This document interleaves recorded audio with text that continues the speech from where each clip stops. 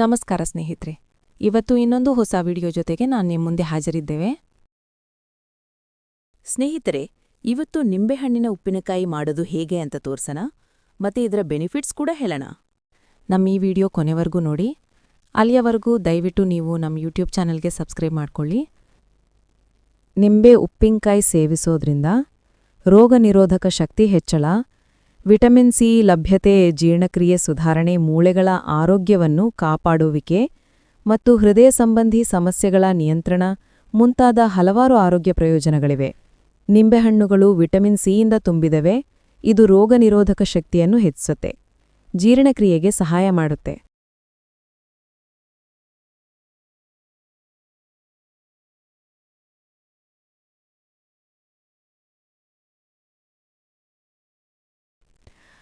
ಇಲ್ಲಿ ನಾನು ಸುಮಾರು ಲಿಂಬೆಹಣ್ಣು ತಗೊಂಡಿದ್ದೀನಿ. ಇದನ್ನು ನಾವು ನೀರಲ್ಲಿ ಚೆನ್ನಾಗಿ ತೊಳ್ಕೊಂಡಿದ್ದೇವೆ. ಇವಾಗ ಈ ಲಿಂಬೆಹಣ್ಣು ನಾವು ಚಿಕ್ಕದಾಗಿ ಕಟ್ ಮಾಡೋಣ.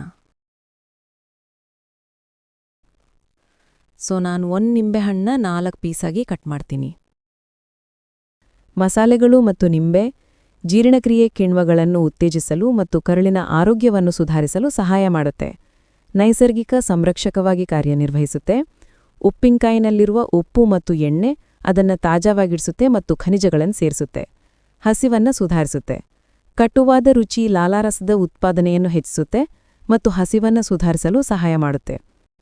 ಇನ್ನೂ ಹಲವಾರು ಪ್ರಯೋಜನಗಳಿವೆ. ಎಲ್ಲಾನೂ ಈ ವಿಡಿಯೋದಲ್ಲಿ ಹೇಳಕ್ಕಾಗಲ್ಲ. ಇವಾಗ ನಾವು ನಮ್ಮ ಎಲ್ಲ ಲಿಂಬೆಹಣ್ಣು ಕಟ್ ಮಾಡಿದ್ದೇವೆ. ಇವಾಗ ನಾವು ಕಟ್ ಮಾಡಿರೋ ಎಲ್ಲ ನಿಂಬೆಹಣ್ಣನ್ನ ಒಂದು ಜಾರ್ಗೆ ಹಾಕೊಳ್ಳೋಣ.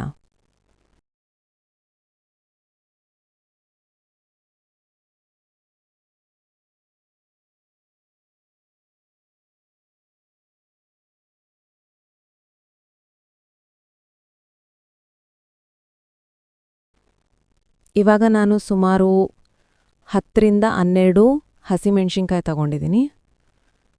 ಇವಾಗ ಈ ಮೆಣಸಿನ್ಕಾಯಿನ ನಾವು ಫುಲ್ ಕಟ್ ಮಾಡಲ್ಲ, ಜಸ್ಟ್ ಸೀಳೋಣ. ಈ ಥರ ನೀವು ಕಟ್ ಮಾಡೋದ್ರಿಂದ ನಮ್ಮ ಉಪ್ಪಿನಕಾಯಿ ಜಾಸ್ತಿ ಖಾರ ಏನಾಗಲ್ಲ. ನೀವು ಊಟ ಮಾಡುವಾಗ ಇದನ್ನು ನಂಚ್ಕೊಂಡು ತಿನ್ನಕ್ಕೂ ಈಸಿ ಇರುತ್ತೆ.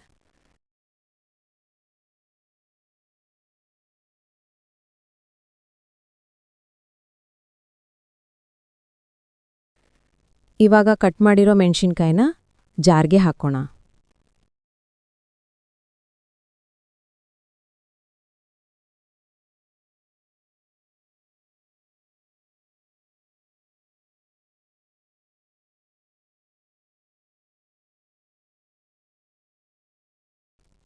ನಾನು ಸುಮಾರು 4 ಚಮಚ ಆಗೋಷ್ಟು ಉಪ್ಪು ಹಾಕ್ತೀನಿ. 1 ಚಮಚ ಹಿಮಾಲಯನ್ ಪಿಂಕ್ ಸಾಲ್ಟ್ ಅಥವಾ ಹಿಮಾಲಯನ್ ರಾಕ್ ಸಾಲ್ಟ್ ಕೂಡ ಅಂತಾರೆ ಇದಕ್ಕೆ. 1 ಚಮಚ ಅರಿಶಿನ ಪುಡಿ ಹಾಕ್ತೀನಿ.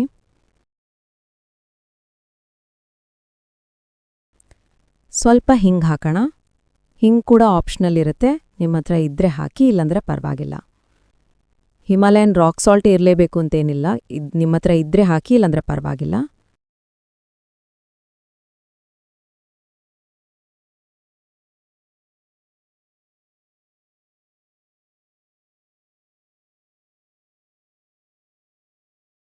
ಇವಾಗ ಚೆನ್ನಾಗಿ ಮಿಕ್ಸ್ ಮಾಡ್ಕೊಳ್ಳೋಣ.